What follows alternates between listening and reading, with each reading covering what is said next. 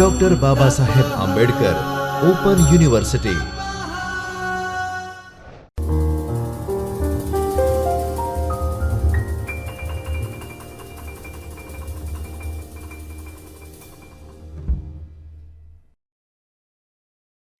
જ્ઞાન અને સમાજ વિષયમાં એને અંતર્ગત આપણે તેના ઉદ્દેશો, લક્ષણો, અર્થશાસ્ત્રનો વ્યાપ અને વિભાગીકરણ, વેપાર, વાણિજ્ય અને વૈશ્વિકરણ અંગેના મુદ્દાની ચર્ચા અગાઉના લેક્ચરમાં કરી.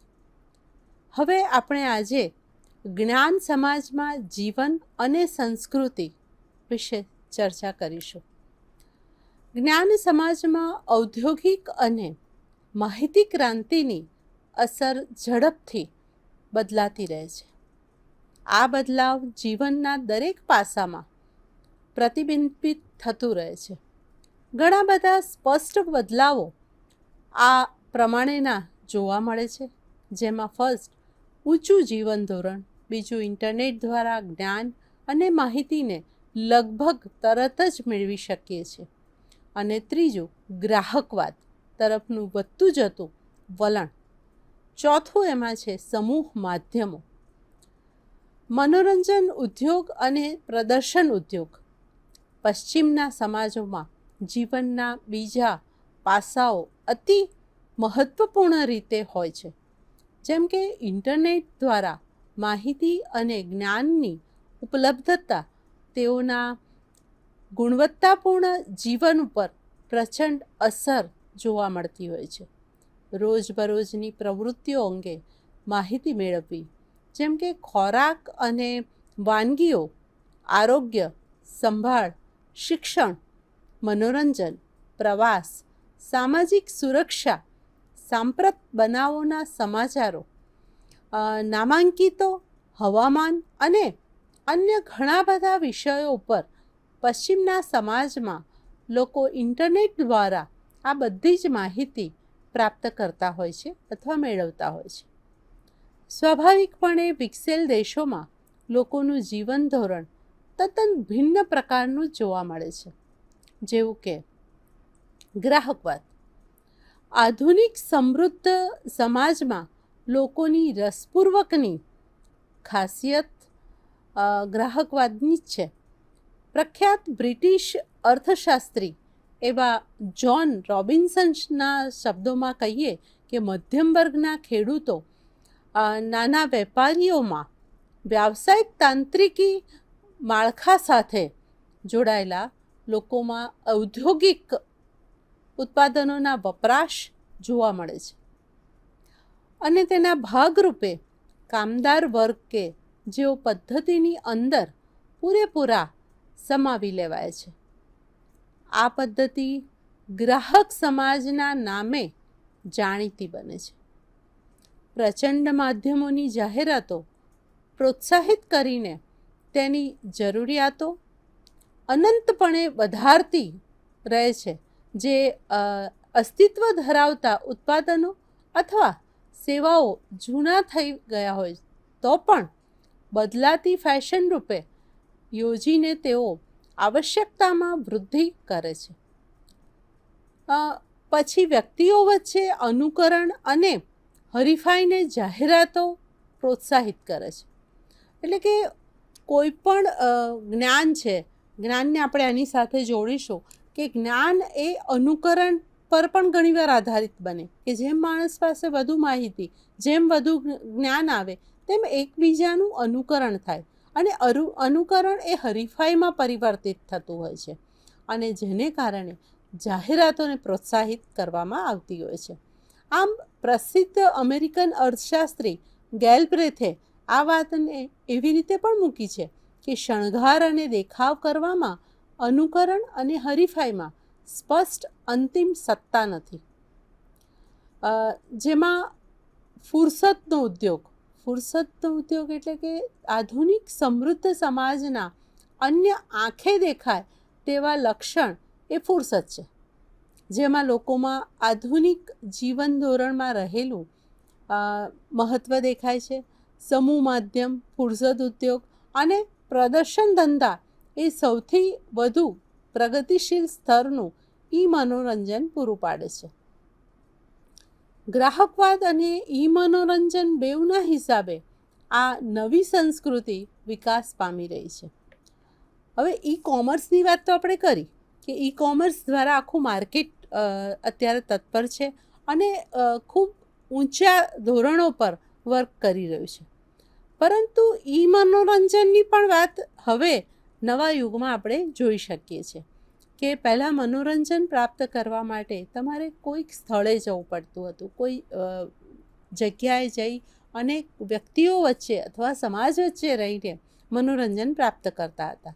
પરંતુ હવે ઈ મનોરંજન દ્વારા તમે ઘરે બેઠા તમારા સાધનો સાથે તમે પ્રાપ્ત કરો છો. નવી સંસ્કૃતિ એમાં ફૂલી ફાલી છે. પશ્ચિમના નવી જીવનશૈલીનું તે પરિણામ દેખાય છે. વિકસતા દેશોમાં સંસ્કૃતિ અનુકરણીય બનતી જાય છે. સ્માર્ટ ઘર, આ ઘરોમાં પર્યાવરણ નિયમન સ્વયં સંચાલિત રીતનું હોય છે. સ્માર્ટ ઘરો ઉપભોક્તાનું રેખાચિત્ર આપે છે અને ગમે તેવી પરિસ્થિતિમાં પણ તેનું કાર્ય આધારિત હોય છે. એના ઉદાહરણ રૂપે આપણે જોઈએ કે જો વપરાશકાર ઉપભોક્તા કાર હંકારીને જવાનું પસંદ કરે છે તો તેની પત્ની જાહેર વાહનની પસંદગી કરે છે. તેઓ બેઉના નિર્ણયો, નિર્દેશો સંપૂર્ણ રીતે અલગ પ્રકારના રહેતા હોય છે અને તેઓના વ્યક્તિ રેખાચિત્રોમાં તેઓની પસંદગીઓ સંગ્રહાયેલી દેખાતી હોય છે. વિવિધ સંજોગોમાં તેઓએ દર્શાવેલી પસંદગીઓ ઉપર સ્વયં સંચાલિત રીતે સુધારા થતા રહે છે. વર્તમાનમાં સ્માર્ટ ઘરનો માલિક જાણીતો હોય તો તે બહાર એ છે કે સીધું જાણી શકાય કે એ ઘર પોતે જ માલિકને સેલફોન દ્વારા સ્વાયત્ત કરે છે. માલિક ઇન્ટરનેટ ઉપર બેઠો હોય તો રૂમમાં ગોઠવાયેલા સિક્યોરિટી કેમેરા દ્વારા જ તેની હલનચલન શોધી કાઢવામાં આવી હોય છે. પછી યોગ્ય કાર્ય થઈ શકે છે. એટલે કે દરેક વ્યક્તિ પોતાના ઘરે બેઠા ઘણા પ્રકારની સેવાઓ પોતાની જાતે નિર્મિત કરી શકે છે અને સમાજ સાથે કનેક્ટ પણ તે રહી શકતો હોય છે. હોટલો અન્ય પ્રકારની સેવાઓ એટલે કે હોટલો અન્ય પ્રકારની સેવાઓ આપે છે. મોટી હોટલોના રેસ્ટોરન્ટ તકતી મૂકે જે દ્વારા ગ્રાહક સીધો જ રસોડામાં પોતાની વાનગીઓના આદેશનો સંદેશો પહોંચતો કરે છે. આ તકતીઓ બહુભાષી વર્ણનો અને મેન્યુની વાનગીઓ હોટલમાં જાતે જ પ્રદર્શિત કરે છે. એટલે કે આપણે હોટેલમાં જઈએ ત્યારે પહેલાં ઓર્ડર આપતા હતા, વેઇટર આવે અને ઓર્ડર આપો ને જાઓ. હવે તમારી પાસે જ એની માહિતી મૂકેલી જ હોય છે અને તમે એના બારકોડ દ્વારા તમે એની પાસે કયું મેનુ છે, એની કઈ પ્રાઇસ છે અને તમારો ઓર્ડર તમારી જાતે જ તમે ઈ માધ્યમ દ્વારા આપતા થઈ ગયા છો. એટલે આ એક પરિવર્તન બતાવી રહ્યું છે. માહિતી મેળવવા કર્મચારીઓ પાસે પર્સનલ ડિજિટલ આસિસ્ટન્ટ લઈને ફરતા હોય તેમની પાસેથી માહિતી મેળવાય છે. તેમાં ગ્રાહકની વ્યક્તિ પસંદગી તેના ડેટાબેઝથી તુરંત જ મળી રહે છે. ધંધો કરનારી સંસ્થાઓ લોકોને કેટલીક નવા પ્રકારની સગવડો પૂરી પાડે છે. બિઝનેસના આધારે જોઈએ કે ધંધાના પર્યાવરણમાં હરીફાઈને લઈને આઈસીટીનો ઉપયોગ કરે છે અને અત્યારે સમયાંતરે આઈસીટીનો ઉપયોગ ખૂબ વધી રહ્યો છે. શિક્ષણ અને તાલીમમાં પણ જોઈએ કે સમાજના સામાજિક આર્થિક વૃદ્ધિ અને વિકાસ એ સંપૂર્ણપણે શિક્ષિત વર્ગની ગુણવત્તા ઉપર આધારિત છે. દરેક વ્યક્તિની ગુણવત્તા કઈ છે? જેઓનું જ્ઞાન બૌદ્ધિક મૂડીનું સ્વરૂપ ધારણ કરે છે. શિક્ષણ એ સામાન્ય અને વિશિષ્ટ જ્ઞાન અભ્યાસ અને તાલીમ દ્વારા બૌદ્ધિક સત્તા અને વિવેક શક્તિને વિકસાવે છે. એટલે બૌદ્ધિક શક્તિ તો ખરી જ, પણ બૌદ્ધિક જ્ઞાનની સાથે બૌદ્ધિક શક્તિની સાથે તેના વિવેકમાં પણ ફેરફાર લાવે છે, તેના વર્તનમાં પણ ફેરફાર લાવે છે. એટલે જ્ઞાન એ સમાજ સાથે કેટલા બધા બદલાવ લાવી શકે છે એ આપણે અહીંયા જોઈ શકીએ છીએ. અ, વિવિધ વ્યાવસાયિકતા અને રોજગારના કાર્યો સંસ્કૃતિનો વિકાસ જે વિચાર અને લાગણીઓની અભિવ્યક્તિની શૈલી બતાવે છે કે તમે કઈ રીતે કાર્ય કરો છો. જ્ઞાન દ્વારા તમારી અભિવ્યક્તિ પણ બદલાતી જોવા મળે છે. અભિવ્યક્તિમાં તમારા સર્જન શૈલીનો આધાર શું છે તે પણ આપણે જાણી શકીએ છીએ. આ બધું જુદા જુદા વિવિધ સ્તરોની અને તબક્કાઓના અભ્યાસ અને તાલીમની શૈક્ષણિક પદ્ધતિઓ દ્વારા પૂર્ણ કરી શકાય છે. તાલીમ એ બહુ મહત્ત્વનો ભાગ છે કે જ્ઞાન સમાજમાં આ સાહજિક રીતે વિચાર ઉદ્ભવતો હોય છે કે શિક્ષણની પ્રક્રિયાએ નાણાંના રોકાણમાં ઊંચી અગ્રિમતા મેળવવી જોઈએ. તેની નિશ્ચિત પરિસ્થિતિ સર્જવા કે સર્જન માટે જરૂરી શરતો એ સમાજની બધી કક્ષાએ જ્ઞાન કૌશલ્યતા વિકસાવતી યોગ્ય ફેલાવાના માર્ગનું સર્જન કરે છે. તેમાં એક બીજો મુદ્દો પણ વિચારાય કે વિજ્ઞાન અને પ્રગતિશીલ પ્રૌદ્યોગિકીની પાયાની સમજ એ મૂળભૂત સમજ, વિદેશી ભાષા સાથેનો પરિચય સંગઠનના સભ્યની કુશળતાને અસર કરે છે કે તેમની ભાષા સજ્જતા, તેની ભાષા જાણકારી અને તેના દ્વારા એ સમાજને જે આપી રહ્યો છે એની સંગઠનની સભ્ય પ્રત્યેની કુશળતા પણ દેખાઈ શકે છે. શાળાકીય કક્ષાએ આ વિષય વસ્તુઓ ભિન્ન પડે છે. શૈક્ષણિક પદ્ધતિ દરેક કક્ષાએ તેને દરેક ઉંમરનાને શીખવવાને પ્રોત્સાહિત કરે અને સાથે સાથે સતત શિક્ષણની વિદ્યાઓને પ્રાપ્ત કરવા પ્રેરિત કરે છે. શિક્ષણ પદ્ધતિ મુક્ત હોવી જોઈએ, એને કોઈ બંધન ના હોવું જોઈએ. શિક્ષણ પદ્ધતિમાં હંમેશા મુક્તતા હોય. સર્વોચ્ચ શિક્ષિત લોકો અને ગમે તે કારણે જેઓ અગાઉના વર્ષોમાં શિક્ષણ પ્રાપ્ત ન કરી શક્યા હોય તે બેઉને માટે ઉપલબ્ધ કરી આપે છે. જે આપણે ડિસ્ટન્સ એજ્યુકેશન દ્વારા જોઈ શકીએ છીએ કે જેણે પણ ત્યાં શિક્ષણ બંધ થયું હોય, અમુક વર્ષો પછી શિક્ષણ અટકી ગયું હોય, તો એ ડિસ્ટન્સ એજ્યુકેશન દ્વારા ગમે તે ઉંમરે ગમે તે જગ્યાએથી તે શિક્ષણની પ્રાપ્તિ કરી શકતો હોય છે. જ્ઞાન વસ્તુગત અને પ્રક્રિયા બેઉમાં પૂરું પાડે છે કે શૈક્ષણિક પદ્ધતિ એ પરંપરાગત શૈક્ષણિક સંસ્થાઓનો ઇજારો નથી. જ્ઞાન સમાજમાં શિક્ષણ એ સમગ્ર સમાજમાં ફેલાવવું જોઈએ. તે કોઈ વ્યક્તિ કે સ્થળ માટે મર્યાદિત નથી.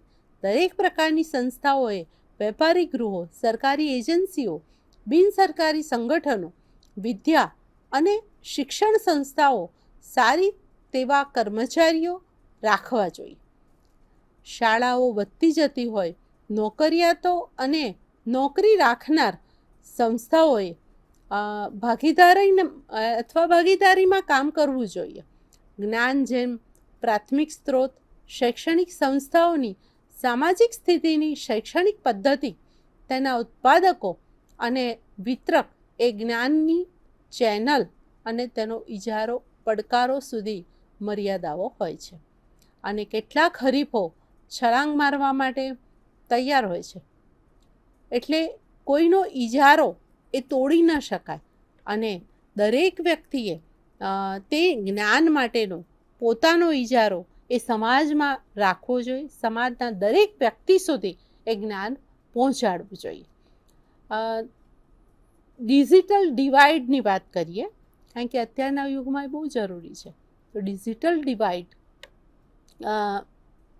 ડિવાઇડ એ પદ અથવા એ શબ્દ એ હકીકત વર્ણવે છે કે વિશ્વના લોકો બે ભાગમાં વહેંચાઈ જતા હોય છે.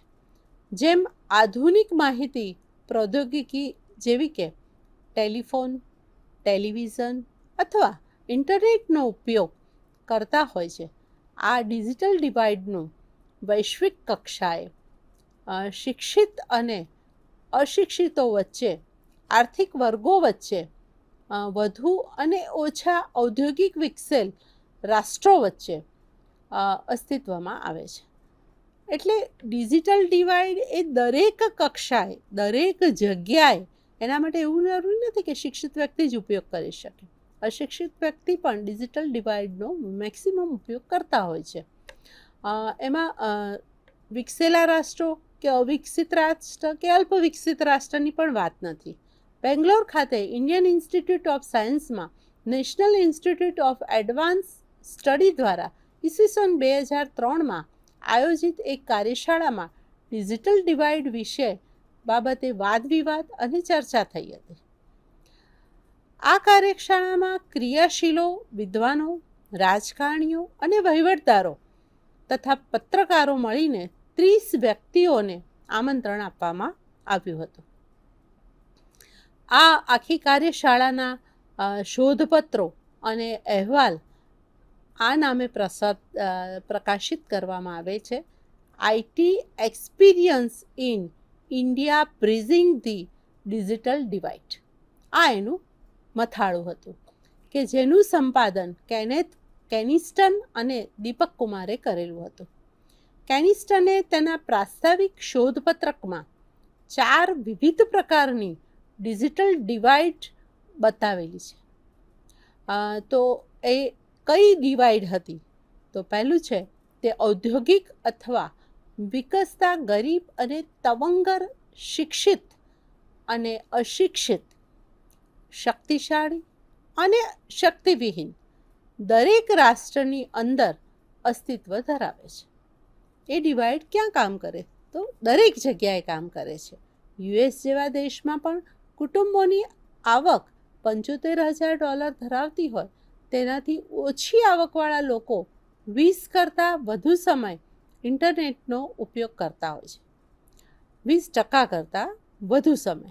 અને 80% તવંગર લોકો અને 5% ગરીબ વર્ગના લોકો ઇન્ટરનેટની પ્રાપ્યતા ધરાવે છે. 69% યુનિવર્સિટીમાં શિક્ષિત થયેલા લોકોની સરખામણીમાં 8%થી ઓછી વ્યક્તિઓ પાસે કમ્પ્યુટર્સ છે. અગાઉના 49%ની સરખામણી 3% પછીના લોકો ઉપયોગ કરે છે, જે 2002ના અંદાજ પ્રમાણે ભારતની 1 અબજની વસ્તી અને તેથી વધુ સાથે 1% લોકો ઘરેથી કમ્પ્યુટર વાપરતા હતા અને માત્ર 0.5% ઇન્ટરનેટનો ઉપયોગ ઘરેથી કરતા હતા. આ એના ડેટા પ્રાપ્ત છે. જ્યારે બીજી ડિજિટલ ડિવાઇડ એ છે કે જે ડિવાઇડ ભાષા અને સાંસ્કૃતિક છે. ઘણા દેશોમાં આજે અંગ્રેજી અથવા પશ્ચિમની યુરોપિયન ભાષા બોલે છે. તેને આ ઘણા રાષ્ટ્રોથી આ બધા અલગ પડે છે. ભારતમાં માત્ર 50 લાખ અથવા ભારતીયો અંગ્રેજી બોલી શકે છે, જેઓ પૈસાપાત્ર અથવા પૈસાદાર, સમૃદ્ધ, શહેરી, બહુ શિક્ષિત અને જેઓ યાંત્રિકી ક્ષેત્રે અથવા ટેકનોલોજી રીતે કામ કરતા હોય છે, જેઓના ઘરે કમ્પ્યુટર અને ઇન્ટરનેટ જોડાણ પ્રાપ્ત હોય છે. આ 2002ના ડેટા છે. ત્રીજું ડિજિટલ ડિવાઇડ પહેલાં બંનેને અનુસરે છે કે જે સમૃદ્ધ અને ગરીબ રાષ્ટ્રો વચ્ચે ડિજિટલ અંતરો વધારતું રહે છે. ચોથું ડિજિટલ ડિવાઇડ છે એ ડિવાઇડ એક ઉદ્ભવેલ છે કે જે નવા ઉત્કૃષ્ટ જૂથને કેનિસ્ટન ડિઝિરાટી તરીકે સંબોધે છે. ડિઝિરાટીના લાભ જોઈએ તો જ્ઞાતિ, વારસાઈ, સંપત્તિ, કૌટુંબિક જોડાણ અથવા પરંપરાગત રાજકર્તાઓ સુધી પહોંચે તેની ઉપર આધારિત નથી, પણ શિક્ષણ, બુદ્ધિશક્તિ, વિશિષ્ટ સાહસિકતાની કુશળતા અને જ્ઞાનની તીક્ષ્ણ ધારા ઉપર સ્થિર રહેવાની શક્તિ ઉપર છે. આ બધી જે કમ્પેરિઝન છે એના આધારે આપણે ભારતીય ચિત્ર જો જોવું હોય કે આપણી ભારતીય ડિજિટલાઇઝ શું છે, તો ભારતીય ચિત્રને બીજી તરફથી ICT અને જ્ઞાન સમાજના વિકાસની તરફ આદરથી જોવું જોઈએ. ઘણા વિચારો પ્રેરિત પ્રદાનમાં ધ હિન્દુના 2002 દ્વારા ફ્રન્ટલાઇનમાં પ્રકાશિત અહેવાલ જ્ઞાન આધારિત અર્થકારણનું ભારતીય દર્શન ઉપર ટીકા કરેલ છે.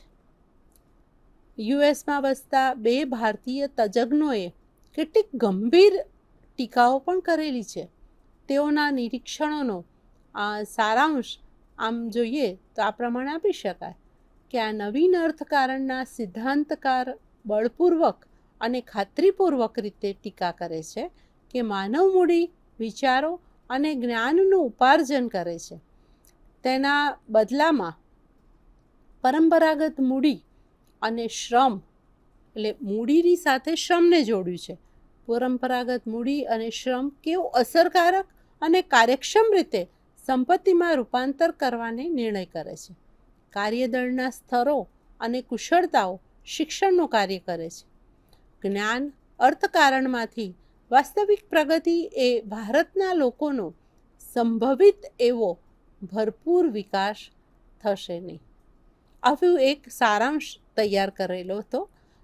અને ત્યારબાદ વાસ્તવિકતા એ છે કે ભારતની વસ્તીના કુલ જોઈએ તો 79% લોકો ગામડામાં વસે છે. તેઓની પાસે કોઈ પણ પ્રકારનો વિકાસ કરવાની પાયાની માળખાકીય સુવિધાઓ મર્યાદિત છે.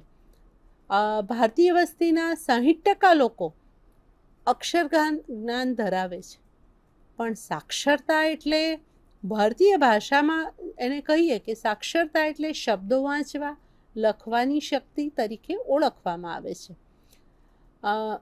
એટલે કે વાંચન અને લખાણ બંનેને આપણે આમાં સમાવિષ્ટ કરીએ છીએ. આ લક્ષણ એટલું પાયાનું છે કે જ્ઞાન અર્થકારણના સંદર્ભમાં મહદઅંશે આ લાગુ પડે એવું ન કહી શકાય.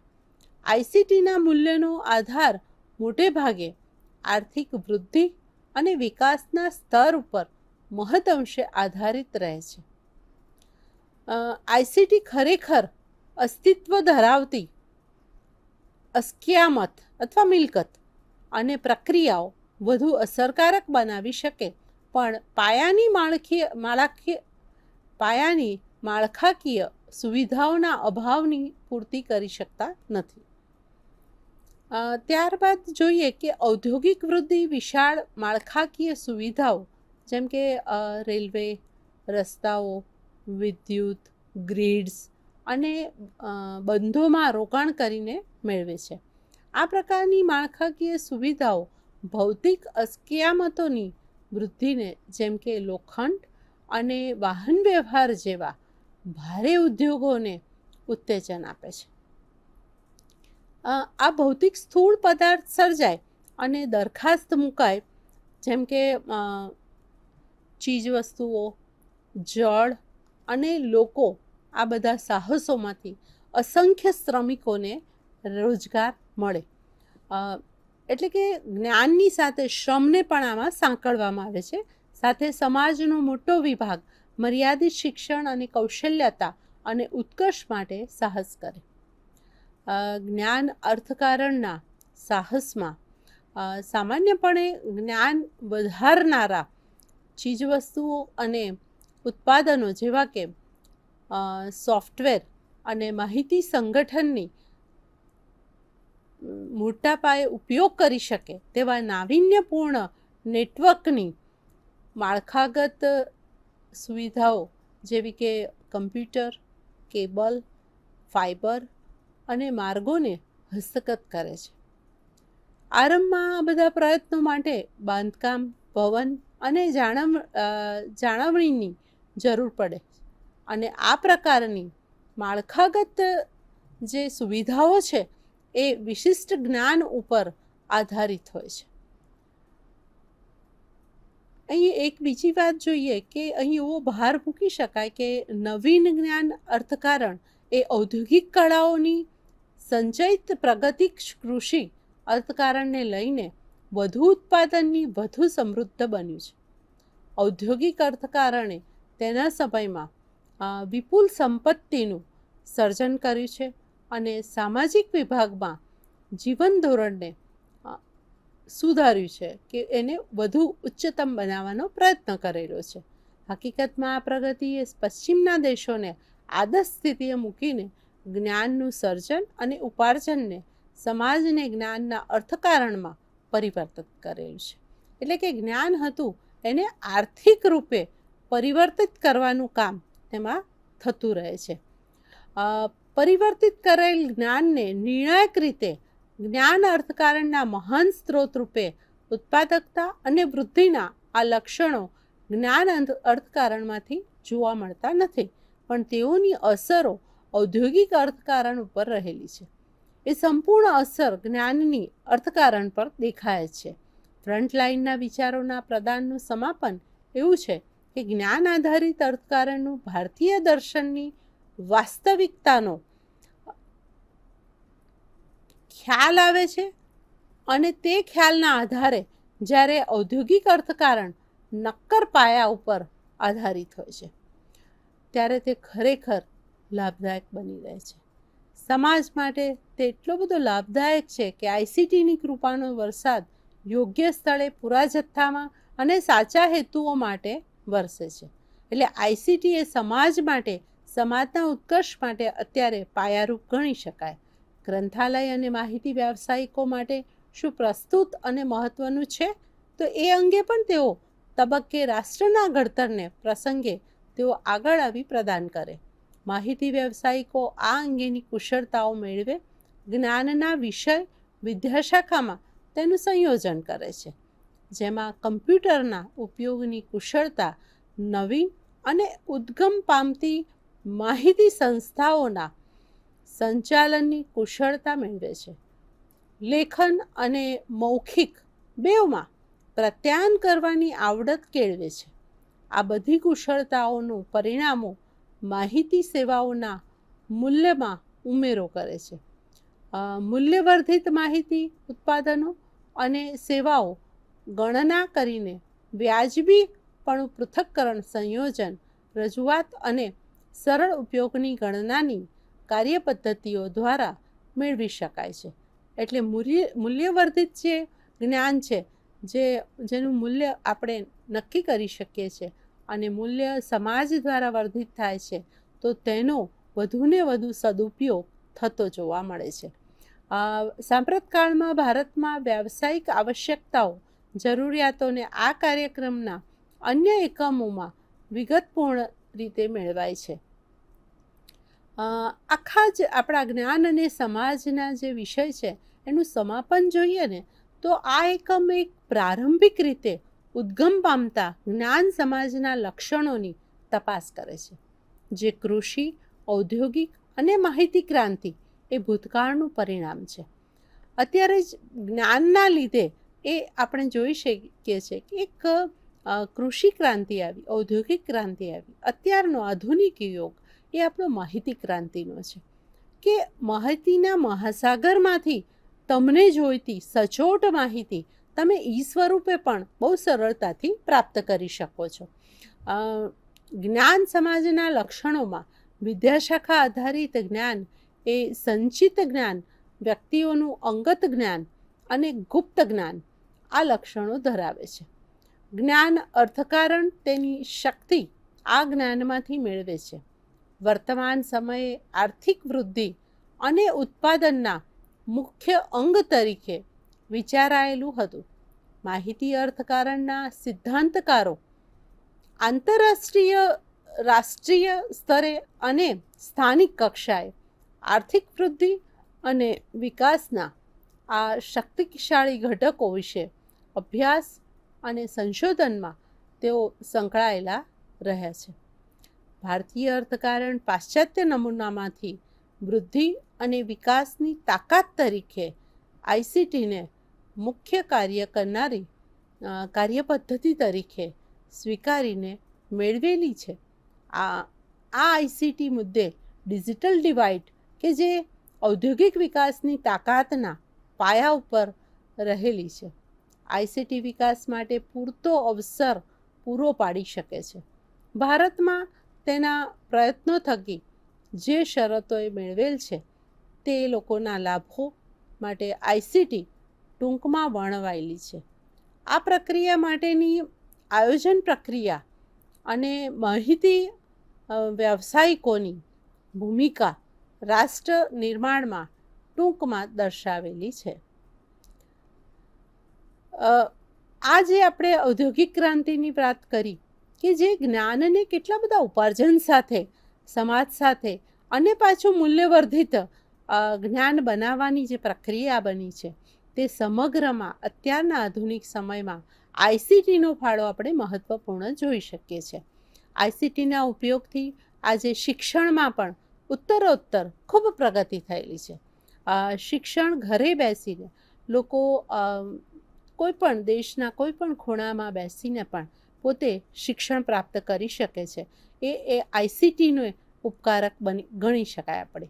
અને જ્ઞાન અને સમાજ જેવા વિષય પર જ્યારે આપણે એટલી સરસ ચર્ચા કરીએ છીએ ત્યારે મને ચોક્કસ કહેવાનું મન થાય કે આપણે બાબા સાહેબ આંબેડકર જે યુનિવર્સિટી છે એ ડિસ્ટન્સ એજ્યુકેશન એટલે કે કોઈપણ ખૂણામાં કોઈપણ વ્યક્તિ કોઈપણ ઉંમરે શિક્ષણ પ્રાપ્ત કરી શકે છે અને જ્ઞાન અને સમાજનું સંયોજન ખૂબ સરસ રીતે એ કરી શકે છે.